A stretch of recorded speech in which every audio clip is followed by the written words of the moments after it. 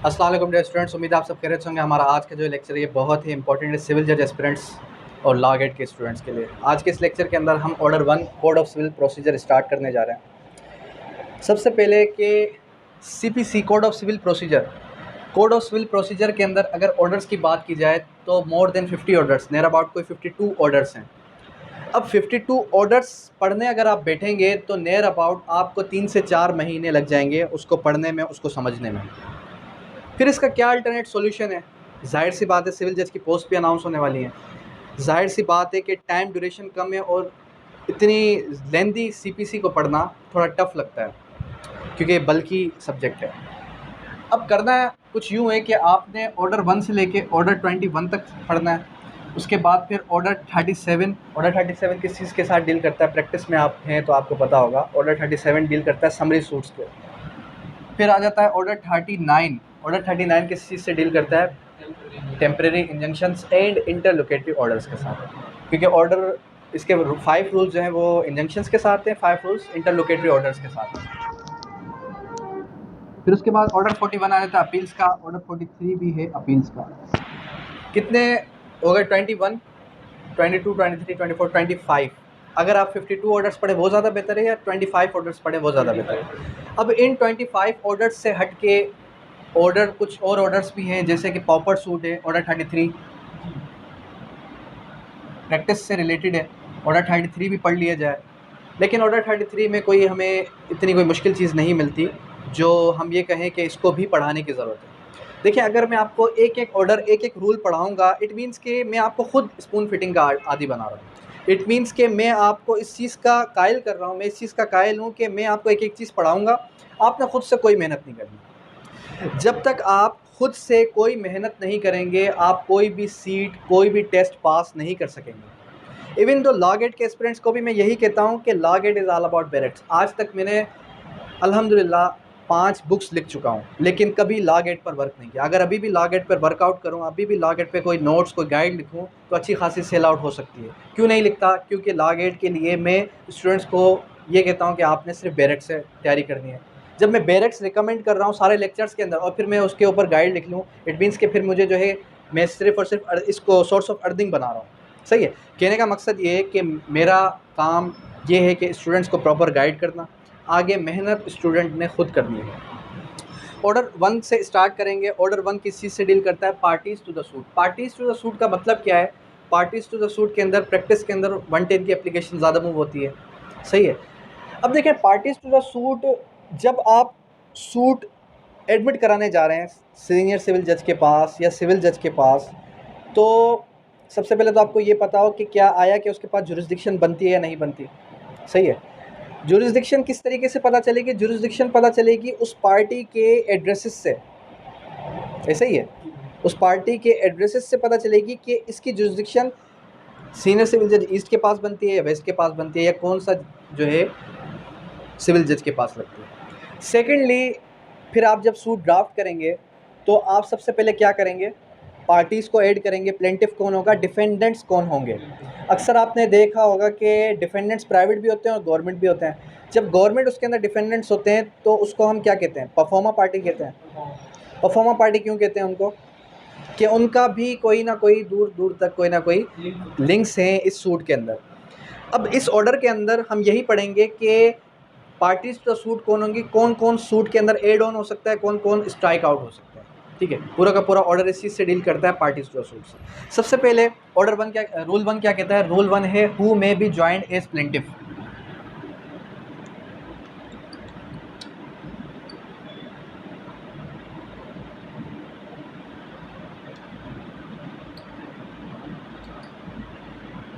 जाहिर सी बात है, प्लेंटिफ जो है क्या कर रहा है? प्लेंटिफ सूट एडमिट करवाने जा रहा है, तो प्लेंटिफ कौन कौन बन सकता है? अच्छा, एक मिसाल है, थोड़ा बहुत डिटेल में पढ़ेंगे हम इसको, कि 5 से 6 भाई बहन हैं, वो प्लेंटिफ्स हैं। अब वो सारे के सारे आ नहीं सकते। कोई हैदराबाद में रहता है, कोई कराची में रहता है, कोई इंटीरियर में रहता है, कोई पंजाब में रहता है, तो वो क्या करेंगे? वो किसी एक को पावर अटॉर्नी दे देंगे कि हमारी जगह पे ये शख्स आता रहेगा, किसी एक भाई को। All persons may be joined in one suit as plaintiffs मतलब प्लेंटिफ एक से ज़्यादा अगर हो जाएंगे तो प्लेंटिफ्स कहलाए जाएंगे।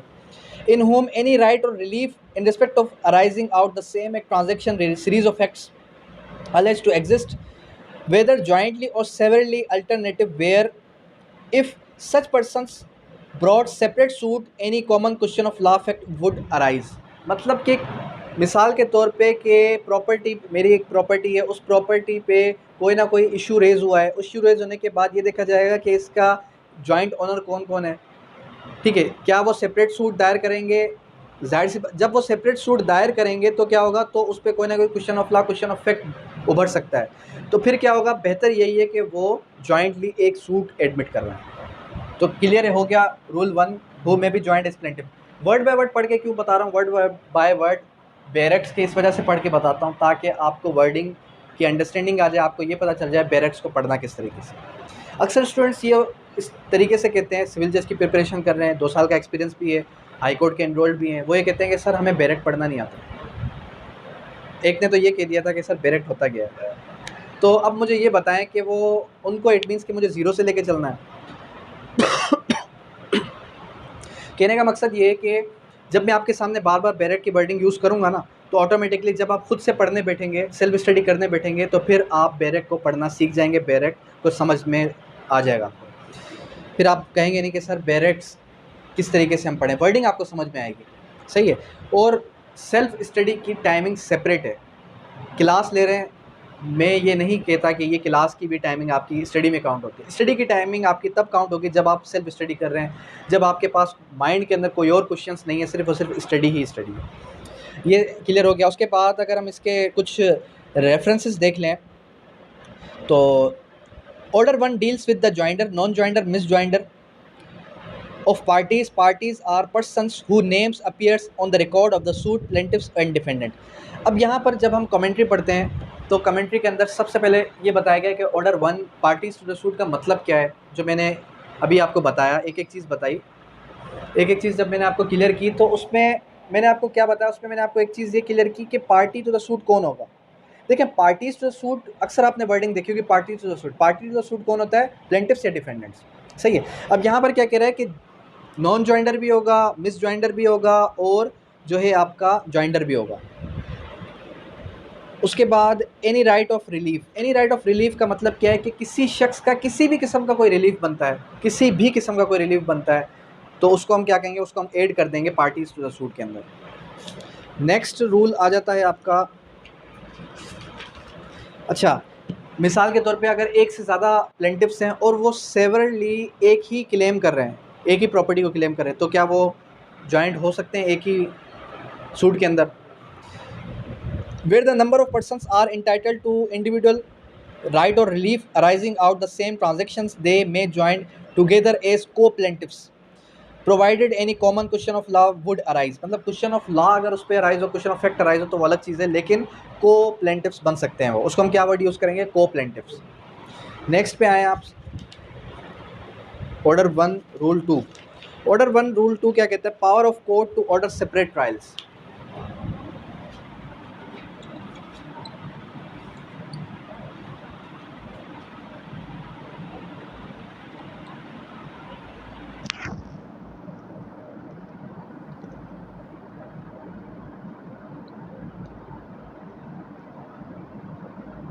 Power of court to separate trials का मतलब क्या है कि कोर्ट चाहे तो सेपरेट ट्रायल्स की तरफ जा सकती है। कोर्ट चाहे तो आपको डायरेक्शन दे दे कि आप दोनों का कोई लिंक नहीं है, सूट एक नहीं है, या फिर काज ऑफ एक्शन एक नहीं है, इस वजह से आप दोनों क्या करें, आप दोनों प्लेंटिफ्स अलग अलग मुकदमा फाइल करें, सही है।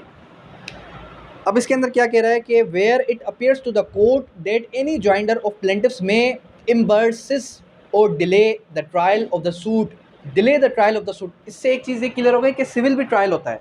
अक्सर स्टूडेंट्स को मिसकंसेप्शन ये है कि सर सिविल तो सूट होता है, सिविल की प्रोसीडिंग को हम ट्रायल नहीं कहते, सिविल ट्रायल उसको भी हम सिविल ट्रायल का नाम देते हैं, क्रिमिनल ट्रायल, सिविल ट्रायल। उसके बाद the court may put the plaintiffs to their election और ऑर्डर सेपरेट ट्रायल्स और make such other order is may be expedient. मतलब कि कोर्ट क्या करेगी, कोर्ट उनको कहेगी अब अपनी मर्जी, अब आप इलेक्ट करें, क्या करें, इलेक्शन करें कि आया कि आपको इसी सूट के अंदर आना है, आया कि आपको सेपरेट सूट के अंदर आना है। अब ये इलेक्शन क्या है? इलेक्शन पढ़ा है? नहीं पढ़ा? देखें वर्ड मैंने क्या यूज़ किया? इलेक्शन। कौन सा इलेक्शन? जो सियासी इलेक्शन होता है। अब आप आ जाएं किसकी तरफ? Section 35 transfer of property act. Transfer property act open करें। ट्रांसफ़र प्रॉपर्टी एक्ट जब आप ओपन करेंगे मोबाइल के अंदर ओपन कर लें, सेक्शन 35 ये कहता है इलेक्शन। इलेक्शन का मतलब क्या है? इलेक्शन का मतलब ये है कि मिसाल के तौर पे मैं आपके सामने 2 मोबाइल रख दूँ। क्या रख दूँ? 2 मोबाइल रख दूँ। आपको ये कहूँ कि अब आप कह रहे हैं कि मुझे दोनों चाहिए, एक आईफोन 13 प्रो मैक्स है, एक आईफोन 15 प्रो मैक्स है, तो आप क्या करेंगे? पहले आप ये समझ रहे थे कि दोनों आईफोन 15 प्रो मैक्स है। मैंने उनको क्या किया? मैंने उनकी सिर्फ स्क्रीन आपके सामने रखी। अब आपकी अजम्पशन ये हो गई कि हो सकता है कि ये दोनों अलग अलग हों। जब मैंने बेक किया आपको पता चला एक 13 प्रो मैक्स, एक 15 प्रो मैक्स। अब मैं कहता हूँ कि अब आपका इनाम ये है कि अब आप इलेक्ट करें, इलेक्शन करें। क्या करें? इलेक्शन करें, मतलब दोनों में से किसी एक को इलेक्ट करें। आप किसको इलेक्ट करेंगे? जो आपको जिसमें ज़्यादा फ़ायदा नज़र आएगा, तो आप वो चीज़ ले लेंगे। तो सेक्शन 35 ट्रांसफ़र प्रॉपर्टी एक्ट भी कुछ इस तरीके से कहता है, जब आपके पास 2 सिचुएशंस आ जाएँ कि आया कि आपको इस तरफ जाना है, आया कि आपको इस तरफ जाना है, आया कि आपको इस सूट को एडमिट करवाना है या फिर सेपरेट सूट दायर करना है, तो आप क्या करेंगे? दोनों में से कोई एक चीज़ इलेक्ट करेंगे, कोई एक सूट इलेक्ट करेंगे। इलेक्शन समझ में आ गया? उसके बाद रूल 3 क्या कहता है? Who may be joined as defendants. Defendants कौन बनेगा? Rule 3, who may be joined as defendants. Defendants कौन बनेगा? जो बेसिक पॉइंट्स हैं, जो नई चीज़ आपके सामने आती रही है, आप बेशक अब नोट डाउन करते रहें। अच्छा, डिफेंडेंट्स कौन बनेगा? प्लेंटिफ का तो क्लियर हो गया कि प्लेंटिफ कौन बन सकता है। डिफेंडेंट का आप क्लियर करना है कि डिफेंडेंट्स कौन होंगे। ऑर्डर 1 रूल 3 कहता है कि all persons may be joined as defendants against whom any right और relief in respect of arising out of the same act transaction series of act transaction is alleged to exist whether jointly severally और alternative. मतलब कि जब आप order 1 rule 1 की और rule 3 की wording check करेंगे तो वर्डिंग सेम है, लेकिन ये डिफेंडेंट्स के लिए, ये प्लेंटिफ के लिए। जब भी आपको लगे कि इसको भी डिफेंडेंट करना चाहिए, इसको भी डिफेंडेंट करना चाहिए, ये भी मुझे परेशान कर रहा है और गवर्नमेंट भी जो है इसमें कहीं ना कहीं गवर्नमेंट का हाथ है, गवर्नमेंट ने मुझे ये चीज़ बेची है, उन सबको आप पार्टी बना सकते हैं। उन सबको आप पार्टी बना सकते हैं। अब फैसला आपको कैसे पता चलेगा कि मेरे हक में जाएगा? सिविल के अंदर मेरी इतनी प्रैक्टिस नहीं है, लेकिन as per my knowledge civil के अंदर आपका केस किस स्टेज पे है, आपका केस किस तरफ जा रहा है, ये कब पता चलेगा?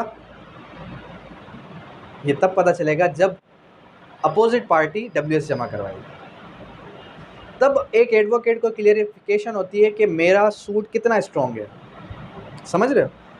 प्लेंटिफ ने प्लेंट दे दी, लेकिन अभी तक पता नहीं चल रहा कि उनका मौक़िफ़ क्या है।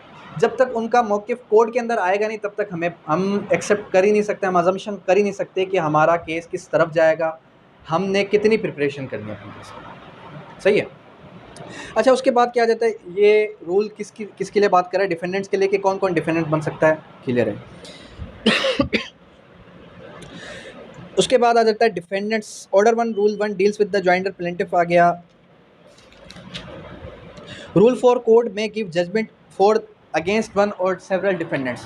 अब यहाँ पर रूल 4 क्या कहता है? रूल 4 थोड़ा हट के बात कर रहा है। कोर्ट में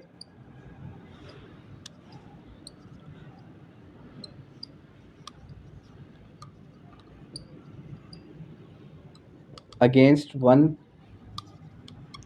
और सेवरल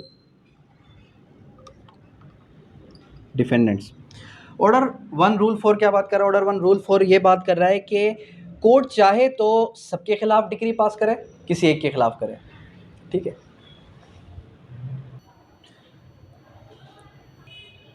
कोर्ट चाहे तो क्या करे? किसी एक डिफेंडेंट के खिलाफ डिक्री पास करे, सबके खिलाफ करे। मिसाल के तौर पे आपने कर दिया गवर्नमेंट को भी पार्टी, आपने कर दिया प्राइवेट पर्सन्स को भी पार्टी। अब गवर्नमेंट कौन है? गवर्नमेंट मिसाल के तौर पर प्रोविंस ऑफ सिंध है। अब जाहिर सी बात है गवर्नमेंट आ ही नहीं रही, 3 महीने गुजर गए तो उसका ना एक्स पार्टी प्रोसीड हो जाएगा, वो डिबार हो जाएंगे। बाकी जो डिफेंडेंट्स थे उनके खिलाफ जजमेंट पास हो गई, उसके खिलाफ हुई नहीं हुई वो एक अलग चीज़ है। तो कोर्ट चाहे तो किसी एक के खिलाफ भी डिक्री पास कर सकती है और सबके खिलाफ भी कर सकती है। यहाँ पर क्या पता चल रहा है? यहाँ पर वर्डिंग ये देख लें कि for such one or more plaintiffs as may be found to be entitled to the relief, for such relief as he or they may be entitled to against such one or more defendants as may be found to be liable according to their respective liabilities. जो उनकी liabilities बनती है court उस हिसाब से उनको liable ठहराएगी. Rule 5 क्या कह रहा है? Defendant need not to be interested in all relief claim. इसकी वजह से ही अक्सर लोग सूट के अंदर क्या करते हैं, प्लेंट के अंदर पार्टी बनाते हैं किसको? गवर्नमेंट को भी. Defendant needs not to be interested in all relief claim. मतलब जितने डिफेंडेंट, मिसाल के तौर पे 8 डिफेंडेंट, मेरे जो सूट बता अभी डिस्कशन की थी आपके साथ, उसमें 10 डिफेंडेंट्स हैं. 10 में से 4 डिफेंडेंट्स प्राइवेट हैं, बाकी 6 डिफेंडेंट्स गवर्नमेंट हैं. अब मैंने किसको डिफेंडेंट नहीं बनाया? मैंने जिससे प्रॉपर्टी परचेज की उसको मैंने डिफेंडेंट नहीं बनाया. तो अगर मैं चाहता तो उनको भी बना सकता था. अब यहाँ पर देखें आप कि उनके खिलाफ मेरा कोई रिलीफ बनता नहीं है, लेकिन मैं उनको क्यों एड ऑन कर रहा हूँ? एड ऑन इस वजह से कर रहा हूँ कि किसी एक डिफेंडेंट ने भी मेरे हक में अगर रिटर्न स्टेटमेंट दे दी तो मेरा केस और स्ट्रॉन्ग हो सकता है. तो कहने का मकसद ये है कि ज़रूरी नहीं है कि जब आप एक डिफेंडेंट के खिलाफ कोई रिलीफ क्लेम करें तो सारे के सारे ही उस पर पूरा उतरें. समझ रहे हो? ये ऑर्डर बहुत ईजी है, लेकिन हमने जो है स्टार्ट करना है ऑर्डर 1 से, ठीक है, ताकि हम सारे के सारे ऑर्डर्स सीक्वेंस वाइज स्टडी कर सकें. अब मैं आपको एक मिसाल है, मैं आपको कहूँ कि ऑर्डर 5 थोड़ा हार्ड है तो चलें उसको पढ़ते हैं, या ऑर्डर 7 से एक्चुअल जो प्लेंट है ऑर्डर 6 से हम स्टार्ट करते हैं. तो आप कहोगे सर बाकी पीछे जो ऑर्डर है वो मेरे पास टाइम नहीं मिला मुझे, या फिर मैं स्टडी नहीं कर पाया, तो इसलिए मैंने कहा कि चलें ऑर्डर 1 से ही स्टार्ट करते हैं. यहाँ तक क्लियर हो गया ये आपको कि defendant need not to be interested in all relief claim. ज़रूरी नहीं है कि डिफेंडेंट्स उस पूरे के पूरे रिलीफ पर ही पूरा उतरे. उसके बाद ऑर्डर इसका रूल 6 क्या कहता है? Joinder of parties liable to the same contract.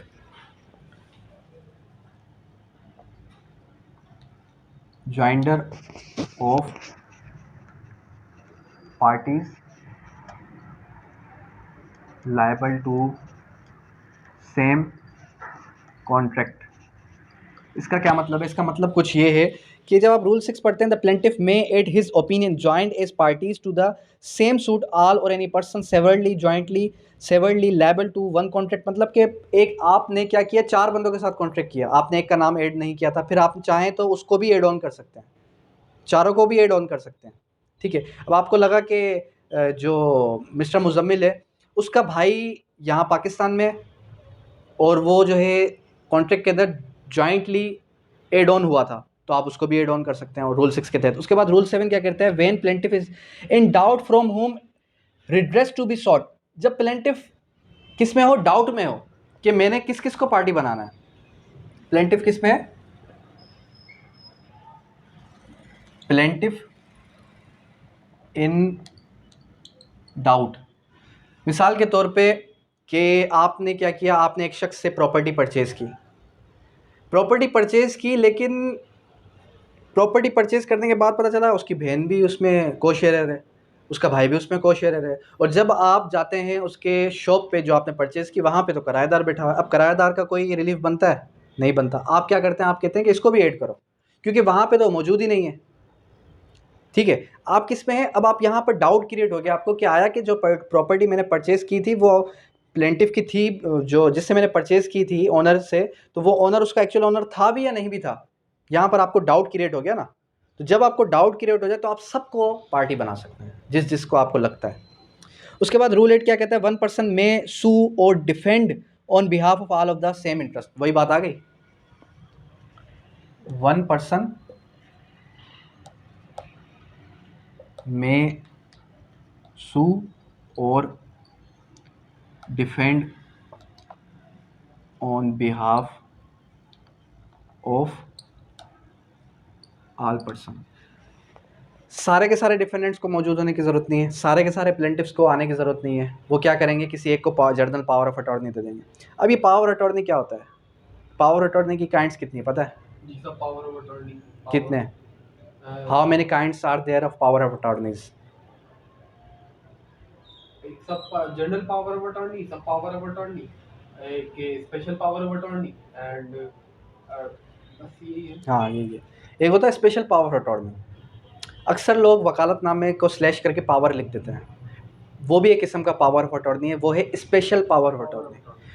Special power of attorney ये कहता है कि मैं इसको एडवोकेट चूज़ कर रहा हूँ, मेरी जगह पे कोर्ट को असिस्ट ये करेगा, कोर्ट को जो है मेरी जगह पे बोलेगा ये, क्योंकि मैं डरा हुआ हूँ, मैं कोर्ट के आगे नहीं बोल सकता, जज के सामने नहीं बोल सकता, मेरे मेंटलिटी ये जज पता नहीं क्या करेगा, एक इंसान है, तो मेरी जगह पे कौन बोलेगा, प्लेंटिफ की जगह पे एडवोकेट बोले। और अक्सर एडवोकेट जो लिटरली एडवोकेट होता है वो कोर्ट को इस तरीके से रिप्रेजेंट करता है कि मेरी प्रॉपर्टी है, मतलब कि अब एडवोकेट प्लेंटिफ के शू में आ गया। एडवोकेट की जो डेफिनेशन है, इट मीन्स के an advocate is that person who comes in the shoe of client. सही है, ठीक है, यहाँ तक क्लियर है? यहाँ तक कोई सवाल? सारों को आने की जरूरत नहीं है। पावर ऑफ अटॉर्नी अगर एक दे दे, वन पर्सन मे सू और डिफेंड ऑन बिहाफ। उसके बाद रूल जो है इसका नेक्स्ट रूल क्या आ जाता है, रूल 9। रूल 9 क्या कहता है? रूल 9, जब आप मिस जॉइंडर और non joinder, miss joinder, non joinder, miss joinder और नॉन जॉइंडर में डिफरेंशिएट पता है? बताओ, कोई आइडिया हो? कभी 110 की एप्लीकेशन दी हो? कब देते हैं 110 की एप्लीकेशन? 110 की एप्लीकेशन जो पार्टी एडिशन करनी होती है उसमें पार्टीज़ को एड ऑन करना होता है, और अगर कोई पार्टी चाहे कि हम तो पार्टी है ही नहीं, इसने बिला वीजा ऐड किया, तो वो क्या स्ट्राइक आउट की एप्लीकेशन दे सकती है? नहीं, वो नॉन जॉइंडर आई थिंक। क्या इज़ इट पॉसिबल? अच्छा, वो फिर क्या करेगी? मेरा आपसे कोई तजाद नहीं, मैंने आपको भी सूट में एड ऑन कर दिया, आप क्या करोगे? कोर्ट में स्ट्राइक आउट कर सकती है। कोर्ट में स्ट्राइक आउट, लेकिन वो कोई एप्लीकेशन तो नहीं देगा ना? कोर्ट बोलेगी अननेसेसरी पार्टी को हम निकाल देंगे। ठीक है। अब यहाँ पर क्या कह रहा है? No suit shall be defeated by reason of the misjoinder और नॉन जॉइंडर ऑफ पार्टीज, मतलब कि कोई भी सूट डिफीट नहीं किया जा सकता किसी मिस जॉइंडर या नॉन जॉइंडर। अब मिस जॉइंडर और नॉन जॉइंडर, एक होता है जॉइंडर, एक होता है नॉन जॉइंडर, एक होता है मिस जॉइंडर। नॉन जॉइंडर और मिस जॉइंडर क्या है? मिसाल के तौर पे एक शख्स, एक बहन थी, एक बहन ये कहती है कि मैं इसमें हिस्सेदार हूँ, जैसे अभी हम वो लिख रहे थे, एप्लीकेशन लिख रहे थे इसकी, लीगल नोटिस की, तो उसमें एक सिस्टर है, वो कहती है कि इस सूट में मुझे भी एड ऑन करना चाहिए, लेकिन इन्होंने ऐड नहीं किया, तो वो किस चीज़ की एप्लीकेशन देगी? नॉन जॉइंडर की। जब वो एक पार्टी है, एक पार्टी है ही नहीं, उसको बिला वीजा ऐड कर दिया गया, तो वो उसको वो चाहता है कि मुझे मिस किया जाए पार्टी से, तो वो जाएगी मिस जॉइंडर की। तो फिर उसके बाद कोर्ट की डिस्क्रिप्शन है, कोर्ट उसको स्ट्राइक आउट कर सकती है। ठीक है। Effect of miss joinder and non joinder, the joinder of any person is the party to the suit contrary to the provisions of this code. Misjoinder rule 1 post empowers the court remedy such defect. Similarly where non-joinder the court is empowered in aid, मतलब court के पास empowerment है, आप directly ये नहीं कह सकते कि आप इसको बस एड ऑन करें ही करें, पावर्स पे फिर भी किसकी आ गई? स्वाबदेदी इख्तियारात कोर्ट के आ गए। ठीक है। उसके बाद आ जाता है next rule, suit in the name of wrong plaintiff. अगर आपने रॉन्ग प्लेंटिफ को ऐड किया है, where the suit has been instituted in the name of the wrong plaintiff as plaintiff person as plaintiff, और where it doubtful where it has been instituted in the name of right plaintiff. जहाँ पर doubt है कि right plaintiff है, wrong plaintiff है, तब हम क्या करते हैं? तब हम जो है 110 की एप्लीकेशन दे सकते हैं।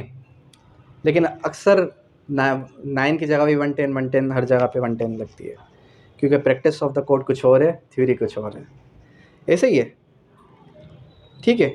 उसके बाद द कोर्ट में at any stage of the suit if satisfied that the suit has been instituted bona fide mistake, गलती से एड ऑन कर दिया गया है, bona fide mistake, and that the is necessary for the administration of real matter dispute to do order the person substitute added as plaintiff, तो उसको भी add किया जाए, मतलब गलती हो गई, कोई मिस्टेक हो गई।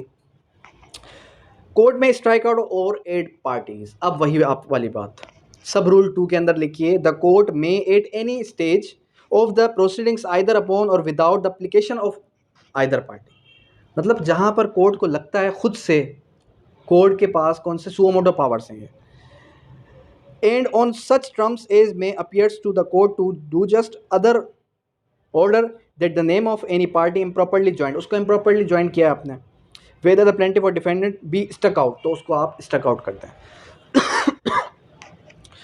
ठीक है। उसके बाद रूल 110 के बाद आ जाता है 11, conduct of suit, the court may give the conduct of the suit to such person deems proper. Conduct कौन करेगा इसको? जिसको कोर्ट प्रॉपरली पर्सन समझती है उसको कोर्ट डायरेक्ट कर सकती है। उसके बाद मोस्ट इंपॉर्टेंट जो इसका रूल है वो है अपीयरेंस ऑफ वन और several plaintiff defendant for others where there are more plaintiffs may more than one may be authorise them appear plead. वही बात आ गई जो हमने प्रीवियसली डिस्कस कर चुके हैं। रूल 1 के अंदर भी सेम ही बात है जो रूल 8 के अंदर हमें बताया गया। मतलब CPC आप जो है मेजर एक्ट्स पढ़ेंगे, आप कहेंगे कि सर ये क्या, ये तो हम पहले भी पढ़ के आ चुके हैं। सर ये क्या, ये तो हम पहले भी पढ़ के आ चुके हैं। जैसे आप मिसाल के तौर पे QSO जब आप ओपन करेंगे तो QSO के अंदर जब आप सेक्शन 53 से लेके 58 तक पढ़ेंगे तो आपको ये लिखा मिलेगा 53 के अंदर जो बात नहीं है 54 के अंदर है, 54 के अंदर जो बात नहीं है वो 55 के अंदर है, और जो इन तीनों के अंदर नहीं 56 के अंदर है। जो 56 के अंदर 56 तक नहीं है वो फिर आप उसको लेके चलेंगे 57 के। अब कहने का मकसद ये है कि अलग अलग सेक्शन देने की ज़रूरत ही क्या थी, एक ही सेक्शन के अंदर एक ही बात लिख देते, घुमा फिरा के फिर वही बात। तो लूप होल्स लॉ के अंदर मौजूद हैं, ठीक है। उसको आपने असल तो एडवोकेट वो है जो लॉ में से मिस्टेक्स निकाले, जो लेजिस्लेचर की मिस्टेक निकाले। बट प्रिजम्पशन ऑफ लॉ ये है, इंटरप्रिटेशन ऑफ स्टैट्यूट ये कहता है कि legislature never waste his words और legislature know all the laws, ठीक है। वो हकीकत क्या है वो कुछ और है, लेकिन हमने ये अज्यूम करना है कि जो भी पार्लियामेंट के अंदर पार्लियामेंटेरियन जितने भी बैठे हैं उन सबको हमसे ज़्यादा कानून आता है, सही है।